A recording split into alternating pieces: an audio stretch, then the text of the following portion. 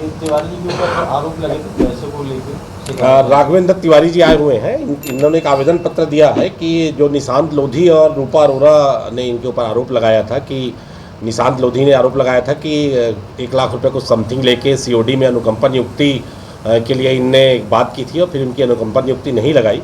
तो इनका कहना ये है कि वो एक जो सीओडी डिपार्टमेंट था उसको अनुकंपा नियुक्ति नहीं दी जा रही थी, तो इनने एक वकील के माध्यम से एक हाई कोर्ट का निर्णय भी इनने लगाया है, उसकी फीस इनने ली थी। और रूपा चूँकि वो निशांत की ही उनकी किराएदार है और रूपा अपने इनका कहना है कि अपने बच्चे का जन्मतिथि बदलवाना चाहती थी और ये मदद भी कर रहे थे, लेकिन बाद में वकील ने बताया कि जन्मतिथि सही है, बदली नहीं जा सकती, जिससे वो क्षुब्ध हो गई। और इनका कहना है कि इसी बात को लेकर उनने आकर यहाँ पर मिथ्या शिकायत की थी। उनकी भी शिकायत जांच में ली गई है और आज इनकी भी शिकायत जांच में ली जा रही है, जो सीधे टीआई बेलबाग को भेजी जा रही है और दोनों शिकायत की जांच की जाएगी। अगर कोई भी व्यक्ति इसमें मिथ्या बातें कहा होगा या कोई झूठी तथ्य पेश किया होगा तो निश्चित रूप से उसके खिलाफ भारतीय न्याय संहिता के खिलाफ हम वैधानिक कार्रवाई करना सुनिश्चित करेंगे। सर, ये जांच लगभग कितने दिनों में कंप्लीट होगा? ये 15 दिनों के भीतर ये जांच हम कंप्लीट कर लेंगे। शिकायत करता है ये कोर्ट के कागज नहीं सबमिट नहीं किए थे और गुमराह किया था, इसके लिए जब कोई एक पक्ष आता है तो वो अपनी बातें रखता है। आज दूसरा पक्ष राघवेंद्र तिवारी जी आए हैं, उनने अपना पक्ष रखा है। इसकी भी जांच हम टीआई बेलबाग को दे रहे हैं और दोनों पक्षों की बातें सुनी जाएगी, तथ्यों को एकत्रित किया जाएगा, साक्ष्य लिए जाएंगे। किसी ने मिथ्या साक्ष्य गढ़ा होगा या झूठी बात कही होगी जो हमारे जांच के दौरान सामने आएगी, उस व्यक्ति के खिलाफ इसमें कठोर वैधानिक कार्रवाई सुनिश्चित की जाएगी। शिकायत लेके आए एक्चुअली 2 दिन पूर्व माननीय अधीक्षक महोदय की अनुपस्थिति में सूर्यकांत शर्मा जी उप अधीक्षक महोदय जी को एक शिकायत पेश की गई थी। उस शिकायत में ये कहा गया था कि रघु तिवारी ने अनुकंपा नियुक्ति लगाने के लिए 3 लाख रुपए की डिमांड की थी।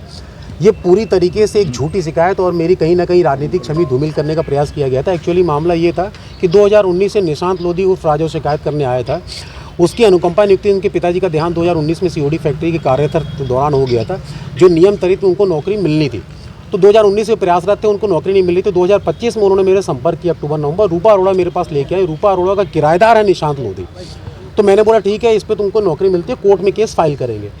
कोर्ट में केस फाइल किया गया, हमारे साथी ने केस फाइल किया और वहाँ पे जीता भी।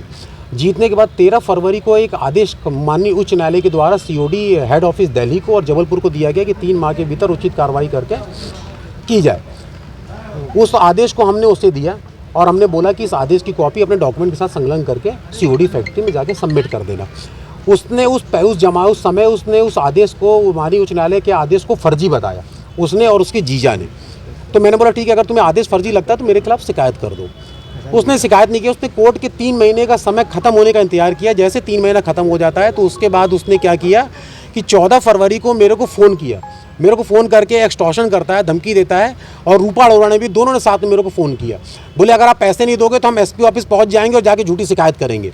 हमने झूठी शिकायत क्या करोगे, जाके सीधे बोल देना कि कोर्ट की फीस थी वो दिए और चुनाव वापस नहीं कर रहे हैं। बोले फीस वापस नहीं होती है, ना कोर्ट के चार्जेस वापस किए जाते हैं। उसके बाद जब मैंने उन्हें मना किया तो रूपा अरोड़ा निशांत लोधी आके झूठी शिकायत की, कहीं ना कहीं मेरी छवि धूमिल करने की प्रयास की, राजनीतिक छवि धूमिल के प्रयास की। फिर उसके बाद रूपा अरोड़ा ने एक शिकायत करती है कि मेरे बेटे का एसआई नौकरी लगाने के लिए 8 लाख डिमांड की, जिसमें 16,000 रुपये मैंने दे चुके हैं। तो मैं आपको बता दूं कि रूपा अरोड़ा मेरे पास आई थी, उस समय एसआई की वैकेंसी मध्य प्रदेश में निकली हुई थी। तो उन्होंने मेरे को बोला कि मेरे लड़के के आधार कार्ड में वो नाबालिग है भैया, गलती से चढ़ा हुआ है, वो बालिग है, सुधार करवा दो।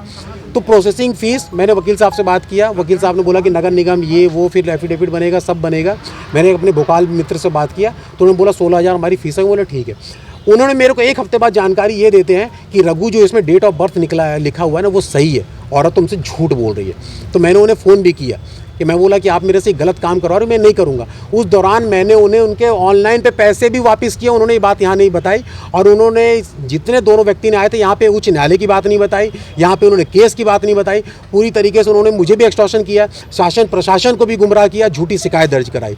तो आज इसी के समक्ष मैंने पूरा यहाँ पे एक आवेदन बना के एक ज्ञापन एसपी साहब को दिया हुआ है। उनकी प्रतिलिपि मैंने आईजी, डीजीपी, डीआईजी सबको प्रेरित किया हुआ है और मैंने ये मांग की है कि मैं खुद चाहता हूँ कि उचित कार्रवाई की जाए। अगर मेरे खिलाफ एक भी साक्ष्य मिलता है तो मैं खुद सामने प्रस्तुत हो जाऊंगा अपनी गिरफ्तारी देने के लिए। ये पूरे प्रकरण में जो आपकी छवि धूमिल की गई है उसको लेकर क्या मानहानि का भी दावा? मैं मानहानि का दावा निशांत लोधी पे भी करूंगा, रूपा राय पे भी करूंगा।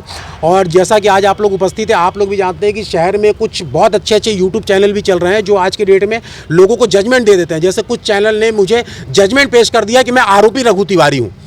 तो मैं आपसे भी जानना चाहता हूं और हमारे जबलपुर संस्कारधानी की जनता से भी जानना चाहता हूं कि अगर शिकायत आती है तो क्या हमारे मीडिया के वो भाई बंधु जो यूट्यूब पे चैनल चला रहे हैं, क्या पता उनका रजिस्ट्रेशन है नहीं है, क्या मुझे वो आरोपी सिद्ध कर सकते हैं? क्या वो जजमेंट ले सकते हैं? क्या वो जज बैठे हैं हुए कि वो एक न्यूज़ चैनल चला रहे हैं? उन्होंने मुझे कैसे बोल दिया कि तुम आरोपी हो, आरोपी रघु तिवारी, तो मैं उनके खिलाफ भी मानहानि करूंगा। पॉलिटिकल अप्रोच की भी बात कर रही थी कि अप्रोच से हम हाँ, कर देंगे। जाहिर सी बात है, हर कोई राजनीतिक में होता है। मैं एक राजनीति में, सक्रिय राजनीति में, पूरा शहर मुझे जानता है कि मैं लोगों के हित के लिए सदैव तत्पर खड़ा रहता हूं।